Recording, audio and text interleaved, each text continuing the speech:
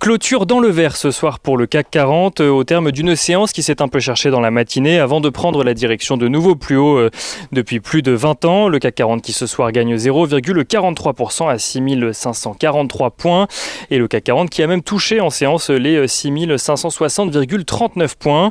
Les investisseurs qui ont pu découvrir au sein de cette séance l'indice Sentix ce matin qui mesure la confiance des investisseurs au sein de la zone euro.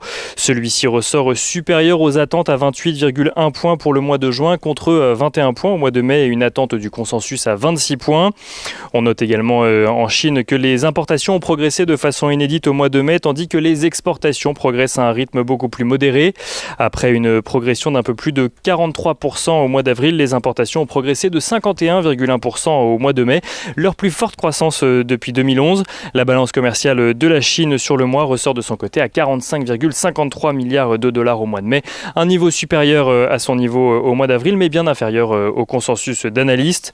Les investisseurs qui suivront cette semaine la réunion de politique monétaire de la BCE, mais aussi l'évolution des prix à la consommation aux États-Unis. Une inflation qui sera d'ailleurs scrutée de près et qui pourrait peut-être alimenter encore un peu plus le débat autour d'un éventuel tapering de la Réserve fédérale américaine. Pour l'heure, Janet Yellen a déclaré hier que l'inflation dans le pays devrait avoisiner les 3% cette année. Janet Yellen qui a évidemment rappelé que cette poussée inflationniste ne devrait être que transitoire, mais chose plus surprenante, Janet Yellen a également estimé que les États-Unis font face à des niveaux de taux et d'inflation trop bas depuis une décennie et que ce serait un plus pour le pays si les plans de relance du gouvernement Biden pouvaient entraîner une légère hausse des taux d'intérêt. Et les investisseurs qui ont également pu prendre connaissance aujourd'hui donc de la décision prise lors de la réunion des ministres des Finances du G7 qui sont arrivés à un début d'accord sur une fiscalité à échelle mondiale pour les multinationales. Un accord qui est permis par la nouvelle impulsion donnée par Joe Biden sur le sujet après son élection. L'accord prévoit de mettre en place un taux d'imposition plancher pour les entreprises donc multinationales à un minimum de 15%, mais l'accord prévoit également que les entreprises payent leurs impôts dans les pays où elles vendent leurs produits et services. Une avancée pour contrer les grands groupes internationaux et notamment les GAFA qui peuvent parfois jouer des disparités d'imposition selon les pays.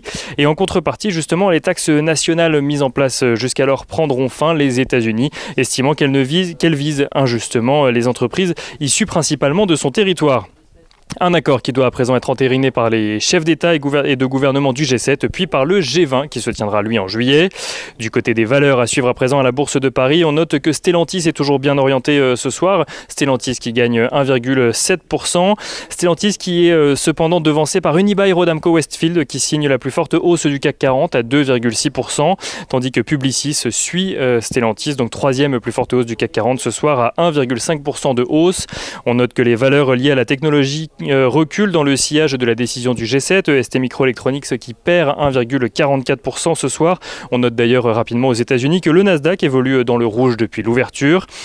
Retour à Paris, Michelin bénéficie de son côté d'un relèvement de recommandation de la part d'UBS qui passe d'un objectif de cours de 140 € à 150 €, estimant que le groupe pourrait relever ses prévisions pour 2021. Le titre Michelin qui a même touché un record aujourd'hui en séance à 133,3 €. Michelin qui clôture ce soir en hausse de 1,42%. Et comme le secteur automobile est bien orienté dans son ensemble, regardons également Renault qui gagne ce soir près de 1%, 0,97% très exactement. Et on finit par l'agenda de la journée de demain. Demain, les investisseurs pourront suivre quelques statistiques au programme. Ils prendront connaissance de l'indice ZOO du climat économique en Allemagne, mais aussi en zone euro. Et ils prendront connaissance de la balance commerciale en France, mais aussi aux États-Unis pour le mois d'avril.